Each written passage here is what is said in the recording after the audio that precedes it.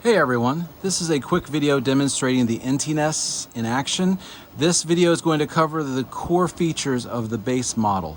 I'm going to make a supplementary video that will go into the advanced features, both of what come with the base model as well as the advanced options you get through the use of a Super Nintendo and Famicom adapter. There's also an adapter now available for the XG1 Atari light gun, as well as the light phaser for the Sega Master System. So what you get with the base unit are two NES controller ports. These will work with any standard Nintendo controller, including the aftermarket 8-bit DOE wireless. So you can actually play with wireless controllers with this device. At the top here, you get basically you got a 2 switch here and a 4 switch. So what happens essentially when you hit here, this is player 1 and player 2. When you flip to this, it becomes 3 and 4. So with that, you can play 4-player games like Fubar and any other homebrew 4-player game without even having to have an ECS involved. This can work with a game written so long as it doesn't actually do any particular checks for the ECS hardware. There's a ROM hack for a Fubar, for example, that will bypass the ECS check so that it will play with just this and that.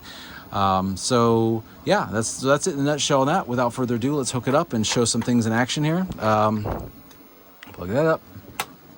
Okay, so we have our standard Nintendo controller here.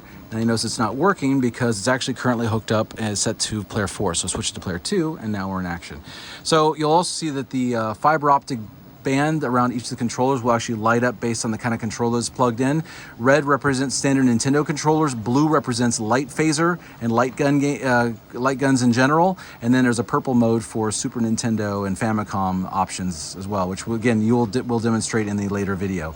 So just a quick show here. We'll go to test cartridge just to kind of show, but you can see here that it's representing those different button presses. So you can do all that. So effectively, all these buttons are available. So it'll run the test and so forth. So you can also do a game, for example, like you could go over to Lock and Chase, right? Hit start. Now, what you would do is you can play like this, but you still would need a regular controller to do things like selecting players and difficulty and so on and so forth. But once you've done that, you're back and you're able to use anything. The Nintendo Advantage will work. All of the different options available. So, all right, gotta love it. Okay, so the other thing we're going to demonstrate next is actually the light gun. So we're going to hit reset here. Okay. And I currently have, now you'll see down here, it's red around there, but what happens, we point the light gun at the screen, it now glows blue. And this represents that it actually offers some input there. So with that, we're gonna go over here to, back out of that, and we're gonna go to this. This is a Duck Hunter prototype. It's an early ROM. We're gonna go into that. And with that, I'm gonna do this, just demonstrate it in action. So we'll do one player to demonstrate the single player mode, and we'll do normal, like a challenge, right? All right.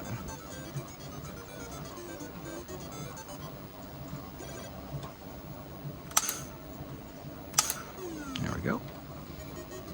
And you do have to try. It's definitely not a just point and win.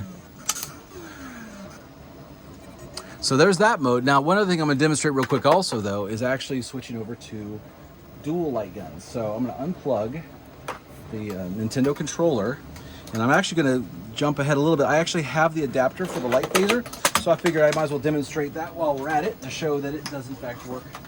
Now this adapter does not work with all Sega Master System controllers, but specifically for the use of the light phaser. Okay, so hook that up. So now we have this, and we have the zapper. So what we're going to do now is pull up. I'm gonna do a little John Wick action here. Let's go over to Duck Hunter again. All right. Now we're doing 2-player. Now, of course, I can now shoot with 2. Now, of course, normally this would be 2 players, so you and a friend could play against each other, both competing for the same ducks at the same time and see who scored the highest. So here we go.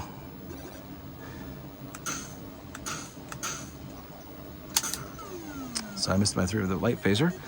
All right, light phaser, try again. There you go. And see, it tracks who scored which particular ducks. And of course, one of my favorite things that was not left out of this particular version, unlike the arcade version had a fun extra feature that the home version didn't have. You can shoot the dog if you're unhappy with the laughing that he would do at you. So yeah, so that's it in a nutshell. So that's the core features. Now, some added things that'll be discussed in the next video will be advanced uses of features for the Super Nintendo. For example, this is the Famicom NTT controller. This actually offers full support for the number pad and all the buttons. It does a lot of really, really cool things. There's also mapping options as well. And of course, things like the Nintendo Advantage will work with this. So it's pretty much anything you can imagine as far as Nintendo controllers are concerned. It's really a really cool product. So thank you for checking out the video, and feel free to contact me if you have any questions. It's available on Etsy and eBay. You can contact me from via 8bitwidgets@gmail.com. You can also reach me through Atari Age under the same username, 8bitwidgets.com. Or of course you can visit the website, although right now the website's mostly just informational, so the best bet is to email me or feel free to purchase it through any of the normal online distribution channels. So thank you again for your time and attention, and have a great evening.